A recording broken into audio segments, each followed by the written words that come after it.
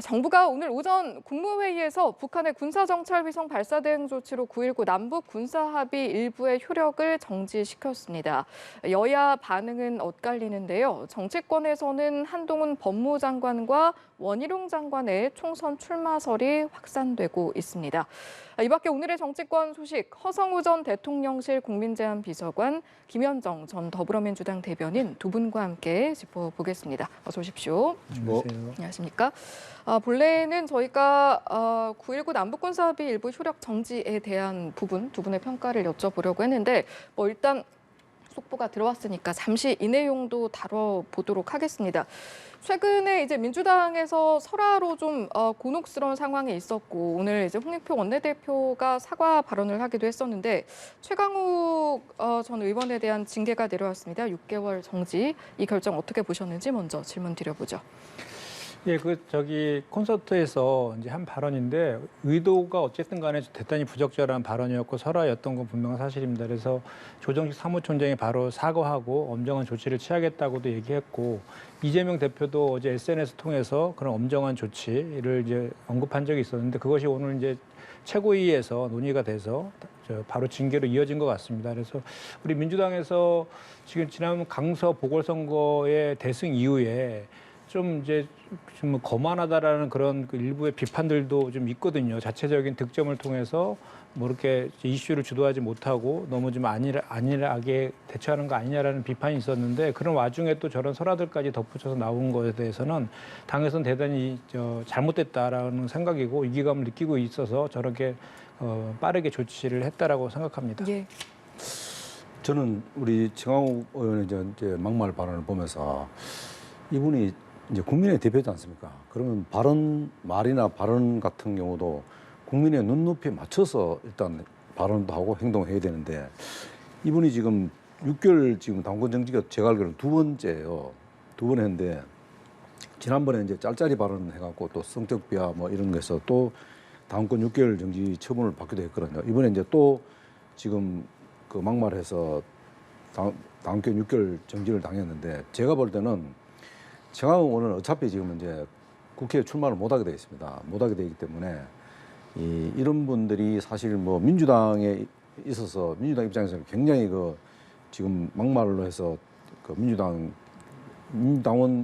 자체를 지금 격을 지금 낮추고 있지만은 사실 국민들 입장에서 볼 때는 굉장히 불쾌한 지금 발언들이거든요. 이렇기 때문에 이런 분들은 아마 영구히 제명해서 정치권에 발을 붙이지 못하게 해야 된다고 저는 생각합니다. 그런데 또 불행히도 이분은 정치를 못하니까 또 이제 외곽에서 원외에서 뭐 정치 평론을 한다든가 하면서 또 민주당과 관련된 발언들을 또 쏟아낼 거다 말입니다. 이렇기 때문에 아마 계속 이런 최강욱의 설화는 계속 이어질 것이다. 그럼 계속 이렇게 되면은 민주당에서 부담이 될 때 이럴 때 과연 어떻게 할 거냐. 앞으로 계속 이런 그 설화에 민주당이 휩싸일 경우에 과연 이 정치권에서 이게 자칫하면 민주당만의 문제가 아니고요. 정치권 전체에 대한 비하 문제가 되면은 국민들이 정치권을 바라보는 시선이 굉장히 따가울 수도 있기 때문에 이거는 국민의당까지도 영향을 미칠 수 있다. 그렇기 때문에 이 부분은 당원 6개월 정지가 아니라 영구 제명을 해야 된다고 합니다. 그래야지 또 이게 타산지석으로 국회의원들이 이제 막말을 못하게 만들어야 된다.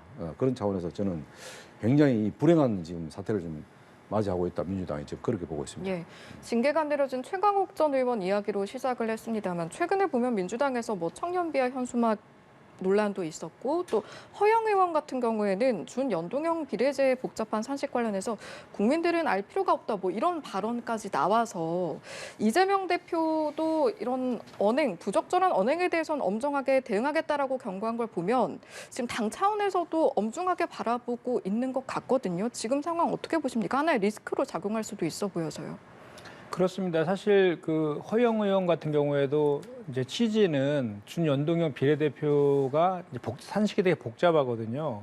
근데 국민들 한 분 한 분이 그 산식을 일일이 다 이해하고 이렇게 투표를 하는 건 아니다라는 취지의 발언이었음에도 불구하고 어쨌든 2019년도에도 심상정 의원이 그런 비슷한 발언을 해서 지탄을 받은 적이 있었거든요. 그래서 그런 표현들은 잘못된 것이죠. 그래서 본인도 정개특위원회에서 바로 사퇴를 하기도 했습니다. 지난 2020년 총선에서도 그 당시에 총선을 바로 목전에 앞두고 그리고 이제 민주당이 압승이 좀 예상되는 그런 그 시점에 모 저 장관 출신께서 180석 발언을 해가지고 사실 그때 민주당이 이제 승리는 했지만 저 격차를 상당히 좀 줄여서 승리한 그런 원인 제공을 했었거든요. 제가 출마했던 평택 같은 경우에도 그 당시 그 발언으로 인해서 초박빙 예를 들어 5% 이길 곳은 3%로 이기고 이런 식의 수도권에서의 그 결과들이 나왔다라고 저희 당에서는 사실 그 당시에 진단했었는데 저 같은 경우에는 1.5% 차이로 제가 낙선을 했거든요. 그런 곳 같은 경우는 그런 발언 하나하나가 상당히 총선에 영향을 미칠 수 있거든요. 그런 전례들이 우리 민주당에서 있기 때문에 이런 그 당내에서 이런 발언들 설화와 관련해서는 당에서도 즉각적으로 엄정한 조치를 한 것이고 또 앞으로도 그렇게 할 것이다 이렇게 말씀드립니다. 제가 지금 최강욱 그 전 의원의 이제 그 민주당에서 지금 이제 당원 정지 6개월 내렸다는데 사실은 국민적 비판 어떤 그 시선을 피하기 위해서 지금 뭐 빨리 지금 뭐 이렇게 결정을 내렸습니다만은 이 논란을 확산을 막을 수 있겠냐 하는 부분들인데 사실은 이제 일련의 여러 가지 이제 민주당 의원들이라든가 시도원들 막말 발언이 계속 지금 해왔다는 걸 뭐냐면 이게 민주당의 정당 문화에 자리 잡을 다는 징후가 좀 될 수 있는 겁니다. 왜 제가 정당 문화의 정체성을 이야기하냐면은 이게 이런 거를 당 문화를 바꾸지 않으면은 계속 국민들이 정치를 혐오하고 분열을 조장하는 그런 저급한 정치 형태로 갈 수밖에 없단 말입니다. 그러면은 이 민주당만의 문제가 아니고 정치권 전체에 대한 정치 혐오 현상이 일어날 수 있다. 이렇기 때문에 이게 어떻게 보면 대한민국 정치를 오염시키는 그런 문제가 발생할 수 있기 때문에 좀 더 빨리 그리고 강력한 조치를 취해야 된다. 이 문제를 좀 더 확대해 보면은 사실 그 586들의 그 자화상이에요. 이때 보면은 이 586 이분들이 민주주의를 선도했다는 이런 자부심도 있지만은 나름 이들이 잘못을 인정하지 않고 본인들의 어떤 그 안하무인한 독선을 내뱉는 이런 것들도 상당히 586 그 자화상들에 투영된 부분들이 있다고 저는 봅니다. 그렇기 때문에 이런 것을 빨리 이것을 그 상식과 가치 중심의 어떤 정치 문화를 빨리 복원하기 위해서는 이런 그 막말 정치를 그 앞으로 더 이상 못하게 그럼 또 그 다음에 또 했을 때는 그럼 어떻게 할 거냐 이런 부분들은 당 차원에서 강력하게 조치를 취해야지 되지 않겠나 지금 그래서 생각합니다. 알겠습니다. 징계의 적절성, 뭐 정도와는 별개로 사실은 뭐 여야 할 것 없이 잊을만 하면 정치권에서 설화 관련 논란이 나오고 있기 때문에 이 부분은 스스로 좀 되돌아봐야 할 부분이 아닐까 정치권에서라는 생각을 해보고요. 다른 주제로 넘어가 보겠습니다. 정부가 9.19 남북군사 합의에서 이제 오늘 국무회의에서 내린 조치인데요. 대북 정찰 능력을 제한하는 조항의 효력을 정지시켰습니다. 일단 이번 정부 대응 어떻게 보셨는지요? 일단 뭐 결론적으로 말하면 시적절하게 잘 했다고 생각합니다. 왜냐하면은 그 윤석열 정부 들어서 9.19 합의와 관련해서 굉장히 이 부분을 손을 반드시 대야 된다는 기본 의식을 갖고 있습니다. 왜냐하면은 2018년 11월 1일 날 그 이제 9.19 합의상을 군사 합의상을 했는데 그게 이제 평양 공동선의 후속 조치지 않습니까?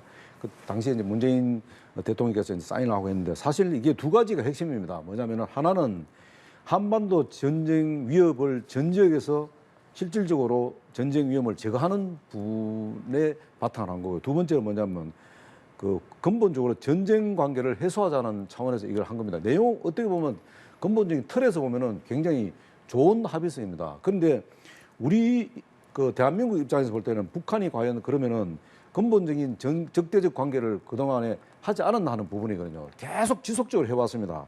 지금 그 9.19 합의사항 중에 크게 틀로 보면은 그 비행 금지 구역을 설정하고 그 다음에 군사 분계선 인근 지역에 포격 금지하도록 되어 있었습니다. 그리고 남북 간 적대적 행위를 금지하자 이렇게 되어 있었는데 지금까지 제가 알기로는 북한은 크고 작은 그 도발을 한 3,000여 해왔습니다. 지금까지 2018년 9.19 합의상 이후부터.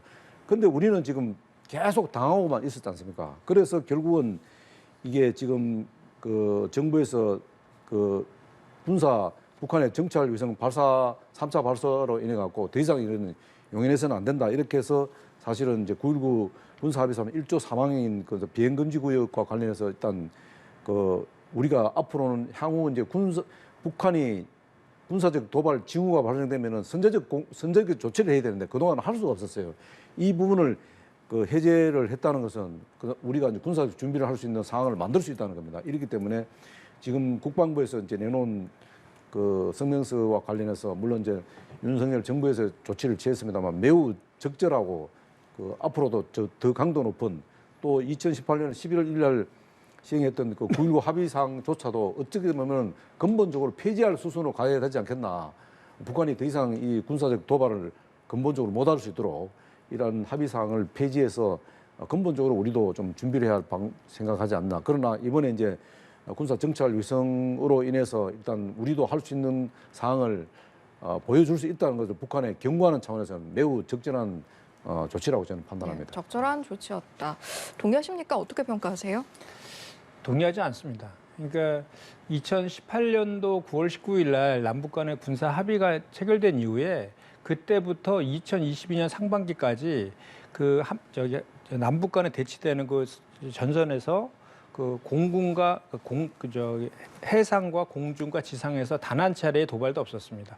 그러니까 그 이후에 윤석열 정부가 들어서면서 남북 간의 이제 적대적인 그런 그 대북 그 강경 기조를 유지하면서 훨씬 더 긴장감이 고조된 건 맞는 그런 사실이죠. 그 와중에 그 또 윤석열 정부에서 미국과 일본과의 공조를 강화하는 한밀 간의 공조를 강화하면서 신냉정 체제를 고착화시키는 그런 그 외교 전략을 구사했기 때문에 그거에 맞대응하는 성격에서 북한도 좀 더 점점 더 강하게 나오고 있는 측면이 분명히 있습니다. 그래서 우리 그 윤석열 대통령 정부의 그 해야 될 의무는 한반도의 긴장을 완화시켜서 평화를 정착하는 것이지 긴장을 고조시키는 게 아니거든요. 어쨌든 전쟁이 나면 한반도는 다 죽는 겁니다. 그래서 그렇기 때문에 평화를 정착하기 위한 노력을 해야 되는 것이고 그 노력의 일환으로 2018년 9.19 군사합의가 이루어졌는데 이렇게 정찰위성 물론 북한에서 올해만 해도 정찰위성을 3번째 띄웠어요. 이건 유엔 결의안의 위반이기 때문에 당연히 우리가 강력히 규탄해야 되고 또 이에 대한 안보 태세도 강화해야 되는 건 분명한 사실입니다. 그럼에도 불구하고 좀 전에 말씀드린 것처럼 정부의 목표는 한반도의 그 평화이지 긴장 관계를 조성하는 것은 아닌 겁니다. 그렇게 되면 국민들은 불안에 떨 수밖에 없고 한반도의 리스크가 커져서 우리 수출이나 수입 같은 경제에서도 타격을 입을 수밖에 없는 것이거든요. 그런데 지금 이 남북 간의 9.19 합의 같은 경우에는 한반도에 그 대치되어 있는 그 전선상에서의 그 도발을 서로 중단하자는 거잖아요. 그리고 북한은 계속해서 그 한반도의 그 정찰 금지를 풀기를 되게 바랬었어요. 근데 이번에 그걸 풀어준 거예요. 그러면 북한에서 정찰 관련된 활동들을 더 많이 해갖고 그런 긴장 관계가 더 고조될 거 아니겠습니까? 그거에 대한 그런 대안은 무엇이 있느냐에 대해서 묻지 않을 수 없고 이미 이것은 이번에 그 정찰위성 발사를 핑계로 해서 효력을 정지시킨 것이고 이미 그 전부터 신원식 장관은 북한을 팔레스타인의 무장단체인 하마스에 비유하면서 계속 우리한테 이 합의의 효력을 중지시켜야 된다는 주장을 계속 해왔거든요. 그의 연장선상에서는 이루어진 그 조치라고 보고 우리 남북관계 남북관계 발전법에 보면 9.19 합의의 파기는 법률 위반이기 때문에 불가능합니다. 그래서 효력을 정지만 시킨 것인데 그건 기간을 정해서 하는 것이어서 효력 정지를 이미 조치를 했기 때문에 그 이후에 빨리 이런 남북 관계에 대한 그런 이렇게 강대강의 대치 이런 거 말고도 대화를 통한 평화 이런 거를 빨리 좀 후속 조치로 이어져서 이런 긴장 관계를 풀어내는 조치들을 실질적인 조치를 했으면 좋겠다 이 말씀까지 드립니다. 저 한 말씀을 더 드리면 민주당에서 늘 하시는 말씀들이 있어요. 모든 민주당 구성원들 하시는 말씀이 항상 한반도 평화를 얘기합니다. 아니 한반도 평화를 원하지 않는 대한민국 국민이 누가 있나요? 무력 충돌을 원하는 국민들이 누가 있나요? 없습니다. 다 모든 국민이 평화를 원하고 있고요. 무력 충돌이 없기를 바라는 거예요. 그건 대한민국의 모든 국민들이 다 그렇게 생각할 겁니다. 저부터 그렇게 생각해요. 문제는 뭐냐죠. 북한의 위장평화쇼에다가 우리가 속지 말자는 겁니다. 북한의 위장평화쇼에 우리가 놀아라서는 안 되기 때문에 우리도 거기에 따르는 준비를 해야 되고 조치를 해야 됩니다. 평화가 그냥 얻어지는 거 아니지 않습니까? 평화를 얻기 위해서는 얼마나 많은 노력이 필요합니까? 그러면 북한의 평화쇼에다가 우리가 그저 놀아야 될 이유는 없다는 거죠. 우리는 우리대로의 북한의 어떤 무력 도발에 준비를 해와야 된답니다. 그런데 9.11 합의사항 때문에 우리가 취할 수 있는 조건이 매우 제한적으로 되어 있다는 거죠. 북한은 자기들 마음대로 하고 싶은 대로 도발을 크고 작은 도발들을 끊임없이 해오지 않습니까? 그리고 북한이 지금까지 한반도 평화의 긴장을 고조시키고 온 거지. 대한민국이 한반도 평화를 고조시킨 적은 한 번도 없습니다. 왜?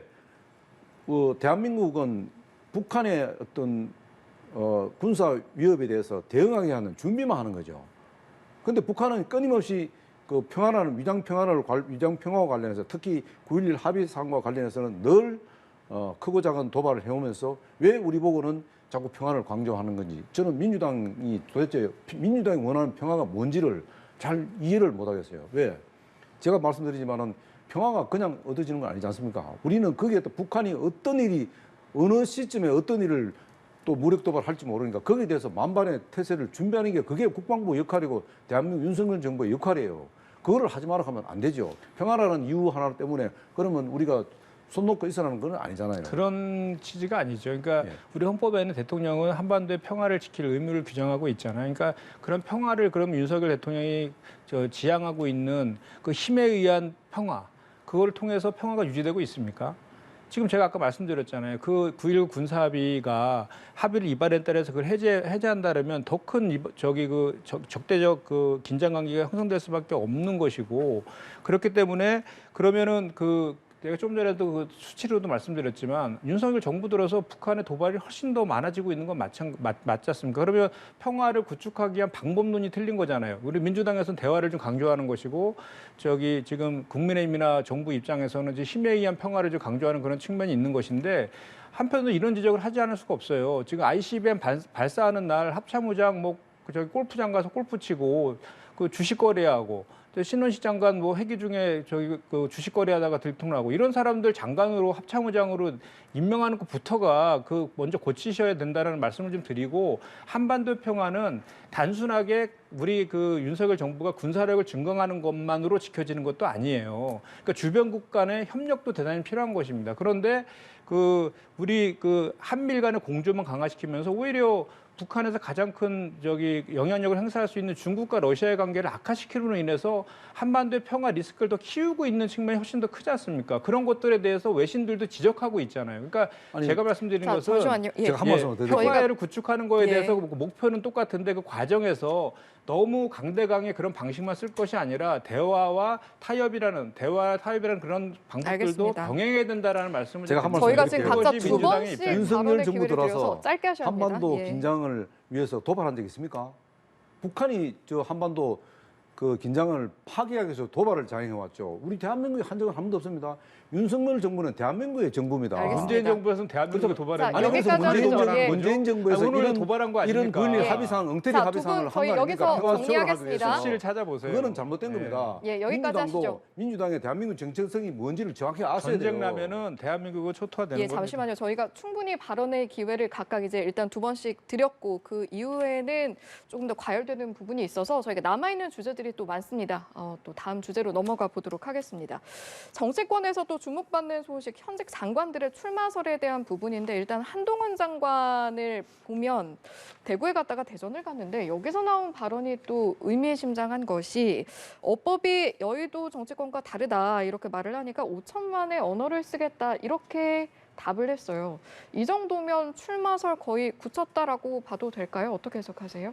저는 결론적으로 이제 출마할 것으로 저는 봅니다. 왜냐하면은 한 장관의 스타일을 보면은 굉장히 이제 누구의 지시 받고 누구의 간섭 받는 게 독자적인 스타일을 좋아하는 그런 지금까지 여러 가지 일련의 행보들을 보면은 장관으로서의 역할이나 이런 거 보면은 한동훈 장관은 아마 정치를 하더라도 기존에 있는 여의도 정치 문화와 차별된 본인의 어떤 검사 한동훈 또 장관 한동훈으로서의 어떤 상황 대응을 소통 방식, 자기가 원하는 소통 방식으로 국민들과 대화할 것이다. 저는 그런 차원에서 보면은 지금 일련의 여러 가지 대구 방문이라든가 여러 방문하면서 현장에서 본인의 어떤 스타일을 지금 국민들에게 이제 보이고 있는데 그런 차원에서 보면 당연히 저는 출마할 것으로 보고요. 또 좀 더 구체적으로 이야기 보면은 지금 우리 22대 이제 총선을 눈앞에 두고 사실 이제 수도권에서 조금 우리 국민의힘에서 열세 있는 건 사실입니다만은 어떻게 보면 이제 스타 정치인이 있어야 됩니다.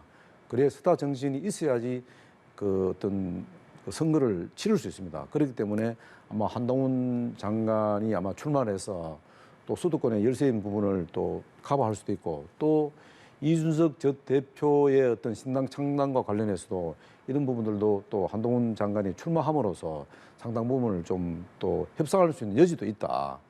그렇기 때문에 예. 그 부분에서는 뭐 저는 굉장히 긍정적으로 보고 있습니다. 역할 차원에서는 예를 들어 뭐 비대위원장, 선대본부장 여러 가지 이야기가 나오잖아요. 지금 뭐 제가 말씀드리는 것은 직책이 지금 중요한 게 아닙니다. 한동훈 장관이 이제 수도권에서 예. 어디를 험지에 출마할 것인가 본인이 만약에 당에 들어온다면 당장 그 한동훈 장관 스타일로 보면 선당 후사 정신을 내세울 겁니다.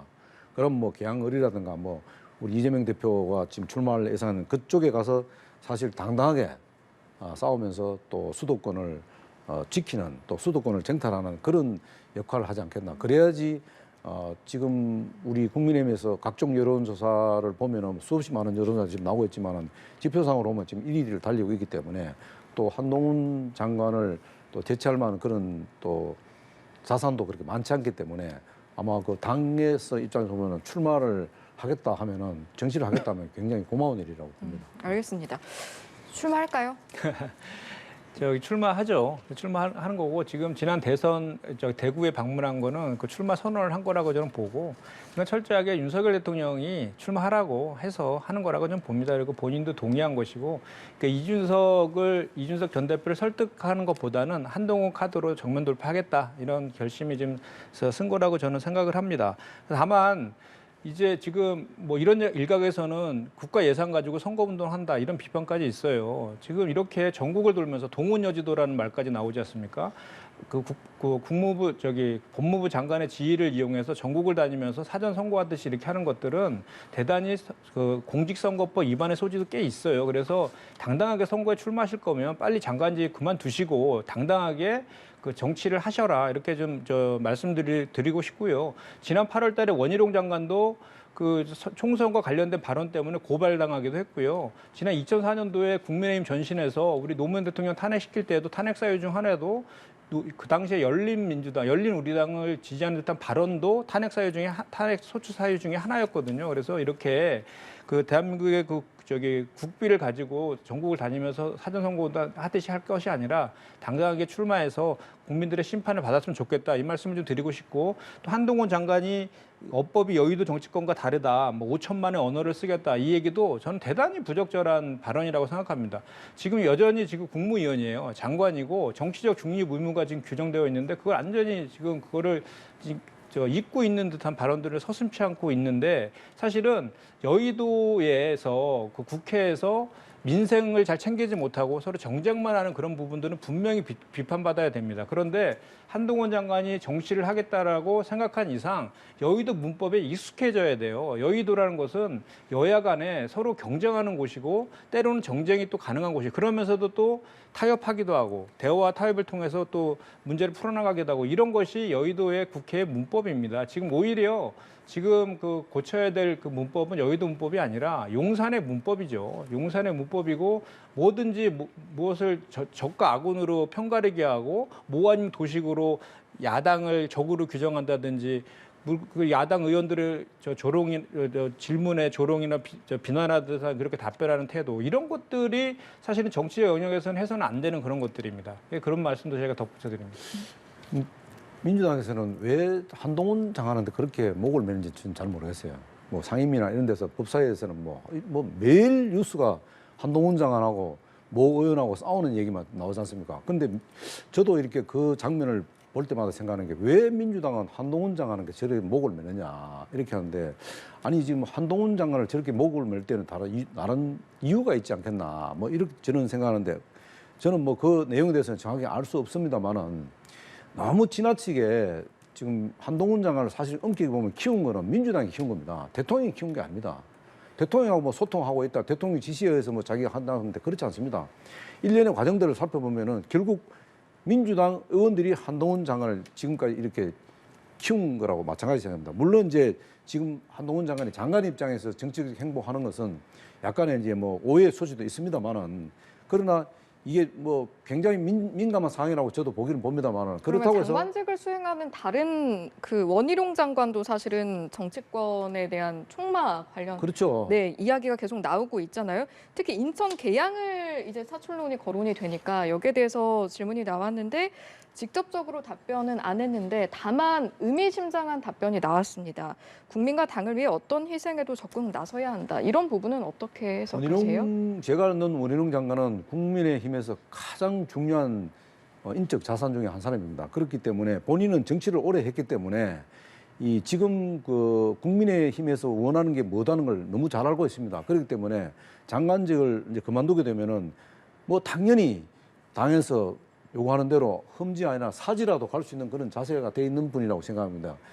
그렇기 때문에 그분은 뭐 자기 자신을 뭐 살인다든가 이미 뭐 국회의원도 여러 번 했고 도지사도 했고 그다음에 장관까지 한 분이기 때문에 예. 본인의 역할론에 대해서는 아마 사지도 마지 않고 가지 않겠나. 그렇기 때문에 원희룡 장관의 행보에 대해서는 뭐 의심할 여지가 없다. 그리고 또 아까도 말씀드린 상당히 우리 당에서는 중요한 자산이기 때문에 아마 원희룡 장관과 또 그 한동훈 장관이 역할론을 좀 각각 역할이 좀 다르게 해서 예를 들어서 뭐 서울 경기도라든가 이렇게 해서 다만 총선 때 역할은 두 인물 모두 할 것이다. 그렇죠. 라고 보시는 거예요. 두 사람 중심으로 큰 차원이 아닌다. 거기다가 이제 김기현 대표 같은 경우는 이제 또 PK 지역에서 PK 지역이 조금 그 요즘 최근 여론조사 보면은 그 여론이 좀 빠지는 입장이다 보니까 PK를 또 주도할 인물은 또 김기현 대표가 되지 않겠나. 그런 차원에서 보면은 여러 가지 지역마다 핵심 인물들을 둬서 그 핵심 인물들 중심으로 선거를 치르면은